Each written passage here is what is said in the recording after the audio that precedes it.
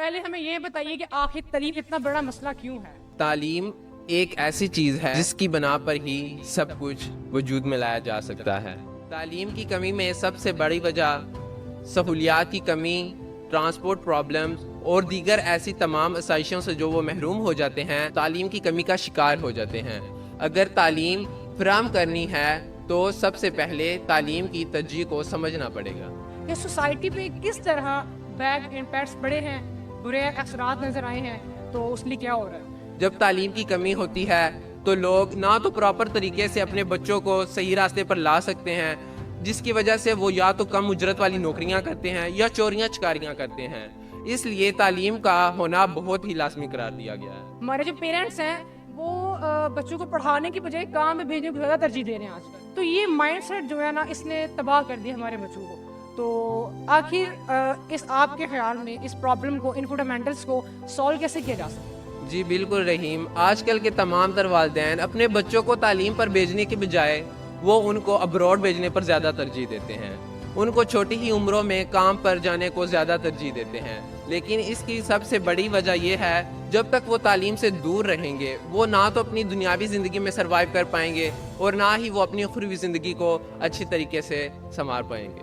کہ آج کل بہت سارے جو فاؤنڈیشنز ہیں وہ اس پرابلم کو سالو کرنے کی کوشش کر رہے ہیں، تو آپ کے according to you which foundations play roles better, اور فاؤنڈیشن کس طرح کردار ادا کر رہے ہیں ہماری سوسائٹی میں؟ جی بالکل، فاؤنڈیشنز وہ کردار ادا کر رہی ہیں جو حکومتی ادارے نہیں کر سکتے۔ اس کی مثال بشرا احسن میموریل فاؤنڈیشن ہے۔ یہاں پر بچوں کو I T skills, English communication اور فری لانسنگ جیسے کورسز کی وجہ سے ان کو ہائیلی ایجوکیٹڈ ریکمینڈڈ کیا جا سکتا ہے۔ کئی سارے طلباء نے اپنی تعلیم حاصل کر کے آئی ٹی کمیونیکیشنز اور میڈیا جیسے پروجیکٹس کو ایکسپلور کر کے یہاں پر بھی پاکستان اور ابراڈ میں جا کر اپنی ترقی کا راستہ اختیار کیا ہے۔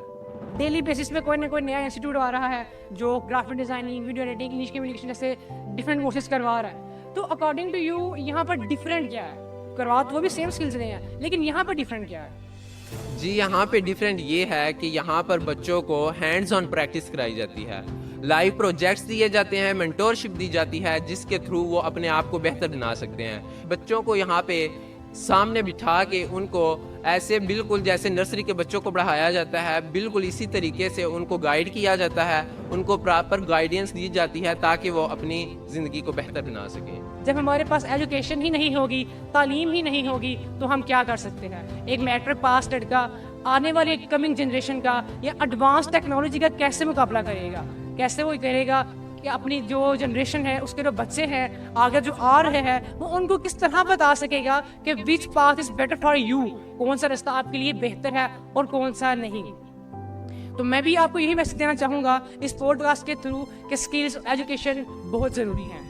اگر بچے نے میٹرک ڈگریز لی، کوالیفیکیشنز لی، یہ سب کچھ کیا لیکن جاب نہیں ملی، تو یہ فاؤنڈیشنز آپ کے لیے آئی ٹی اسکلس لے کر آئے ہیں۔ آئی ٹی اسکل سیکھ کر آپ آن لائن گھر میں بیٹھ کر ارننگ کر سکتے ہیں اور بہت سارے انٹرنشپ، مینٹورشپ جیسے ڈھیروں بینیفٹ سے فائدہ اٹھا سکتے ہیں۔ تو یہ تھا ہمارا آج کا پوڈ کاسٹ۔ امید کرتا ہوں آپ کو انفارمیٹیو اور انٹرسٹنگ لگا۔